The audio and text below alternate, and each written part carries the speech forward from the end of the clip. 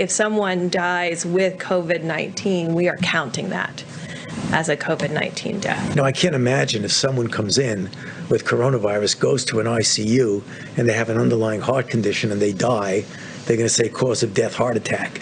I cannot see that happening. That was from yesterday's White House briefing, and it sparked a nationwide debate over how we count deaths from COVID-19. Do we count someone who tests positive for the virus but died of pneumonia as a COVID death? But what about someone who dies with symptoms of the disease but was actually never tested? It's actually crucial information. COVID death stats inform the models that guide federal and state governments' responses to the crisis. It's really important. Now, Italy, very interesting, has been grappling with the same debate for weeks. I mentioned it 2 weeks ago. I'll mention it again. Here's what the Daily Telegraph reported.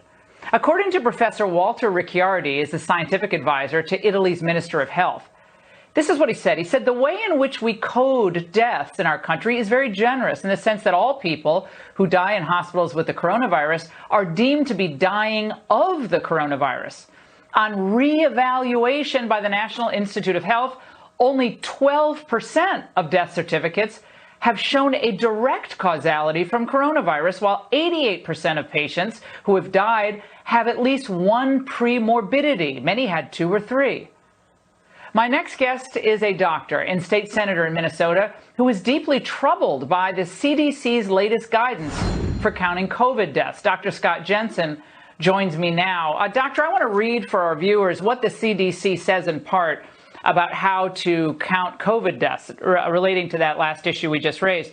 In cases where a definite diagnosis of COVID cannot be made, but is suspected or likely, like the circumstances are compelling with a reasonable degree of certainty, it is acceptable to report COVID-19 on a death certificate as probable or presumed.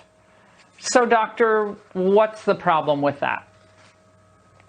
Well, in short, it's ridiculous. I spent some time earlier today just going through the CDC's manual on how to complete death certificates and the parts that were specifically written for physicians. And in that manual, it talks of precision and specificity, and that's what we were trained with. The determination of the cause of death is a big deal. It has impact on estate planning. It has impact on future generations. And the idea that we're going to allow people to massage and sort of game the numbers is a real issue, because we're going to undermine the trust. And right now, as we see politicians doing things that aren't necessarily motivated on fact and science, the public's their trust in politicians is already wearing thin.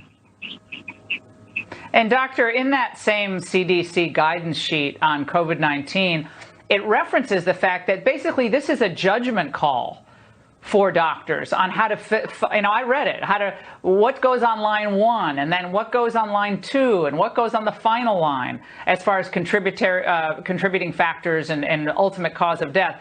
But they concede that it is a judgment call. Again, why is that not correct? Well, let's just take influenza. If I have a patient died a month ago, had fever, cough, and died after 3 days, and maybe had been an elderly, fragile individual, and there happened to be an influenza epidemic around our community, I wouldn't put influenza on the death certificate, and I've never been encouraged to do so.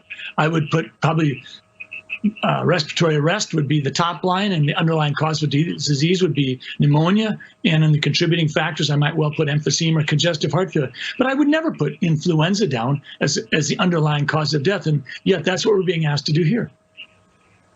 Dr. Fauci was asked about the COVID death count today. Here's what he said in part. What do you say to those folks who are making the claim without really any evidence that these deaths are being padded, that the number of COVID-19 deaths are being padded? You will always have conspiracy theories when you have very challenging public health crises. They are nothing but distractions. Conspiracy theories, doctor? So you're engaging in conspiracy theories. What do you say to Dr. Fauci tonight? Well, I would remind him that anytime healthcare intersects with dollars, it gets awkward. Right now, Medicare has determined that if you have a COVID-19 admission to the hospital, you'll get paid $13,000. If that COVID-19 patient goes on a ventilator, you get $39,000, 3 times as much. nobody can tell me after 35 years in the world of medicine that sometimes those kinds of things impact on what we do. Some physicians really have a bent towards public health, and they will put down influenza or whatever because that's their preference.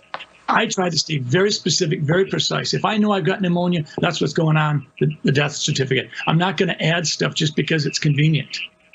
I think that it's not a conspiracy theory at all. Yeah. So you reject what he said? Absolutely.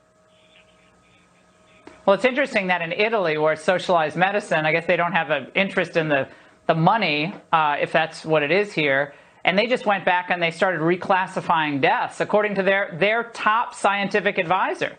So they admitted that they were being liberal or generous in how they coded some of these deaths, and they're just going back and reclassifying them. Does that surprise you?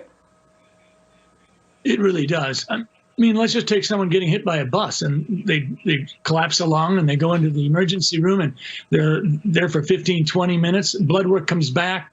COVID test comes back positive, and they die 20 minutes later because of their collapsed lung. We're going to put that down as COVID-19? That doesn't make any sense. Dr. Jensen, really important conversation. We really, really appreciate your data-driven perspective. Thank you so much. Thank you.